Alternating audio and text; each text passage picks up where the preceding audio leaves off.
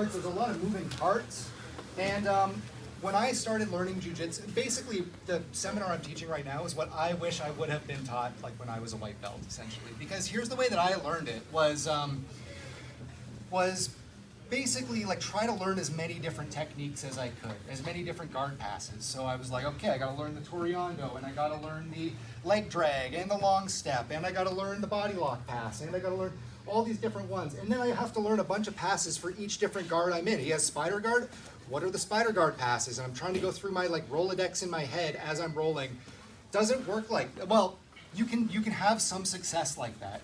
But when you start to move that up the ranks, that stops working, because it's not about like a particular pass that you're doing and trying to force that pass. What it is about thinking about what you need to do to complete any pass. And I'm going to show you just basically general concepts that I think are really, really helpful. A way to think about passing guard, and any guard pass you do will use these concepts in some degree or another. So I'm going to show you like one pathway through a guard pass, but this should apply to any guard pass that you do.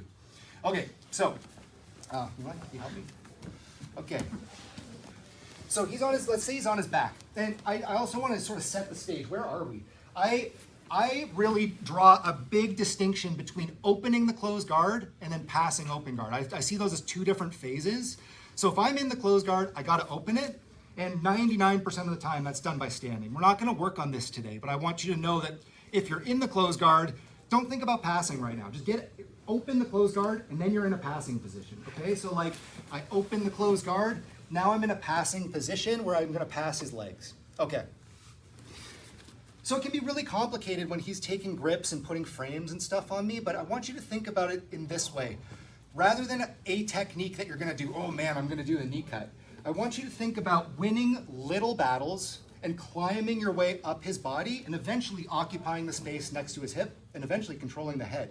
But it's a bunch of little battles you win sequentially. It's not one technique. There is not one guard pass that passes all. And then, secondly, I want you to think about layers of his guard. So this is the way that I think about it, is the first layer is his feet, and he can be pushing me with his feet. Okay, if I can get that layer of his guard out of the way, so I'm gonna redirect, and for example, step over top. Okay, I'm past his feet. His feet can't push on me now, but now it's his knees are the next layer of his guard. He also has hands, and then if I make it past his hands, just like his knees, he has his elbows, so that's the next layer. I'm trying to work my way through those layers one at a time and get into better and better positions where he doesn't have these longer range frames to keep me away, okay? So basically any guard pass I do, whatever guard he has, I'm working to get his feet pointed away from me. That could be down at the mat, could be out to the side, it could be all the way like beside me, but he doesn't have that frame in place. He might still have a knee as a frame. Then I would be working to get past that knee next, and then his hands come in. His hands are in. Okay, then I would be working to get down past that frame, one at a time, but I'm working through the layers of guard. Okay, so this next drill that we're gonna do is thinking about that, and we're gonna try to enter into this position. I think this would be a good one to sort of set the stage for the rest of the lesson, is this. So I'm going to step in so that I'm already past this, and I do want to sort of keep like I want to make sure that he doesn't get that knee back in or that foot back in, so I'm just going to hold on to his pants, step over top, and then I just want to come down into this sort of knee cut position. Has everyone seen the knee cut before? Variations of it. I call this the knee cut position. Some people call it the split squat, if you watch like John Danaher and those guys. Split squat position.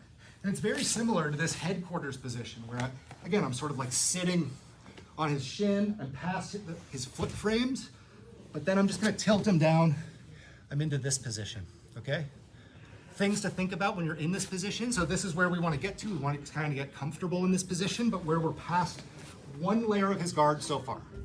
We're past one layer of his guard. Bam, into this position. Okay, hold the collar. You okay? Yeah. Right on your nuts? Yeah. Sorry. Okay, and then I'm just gonna be like sort of settling into this position, finding my balance, getting used to being here, okay? Okay, so let's try that. So again, just working, on this for the next 5-10 minutes, and then we're gonna keep moving on. Okay, 1, 2, 3.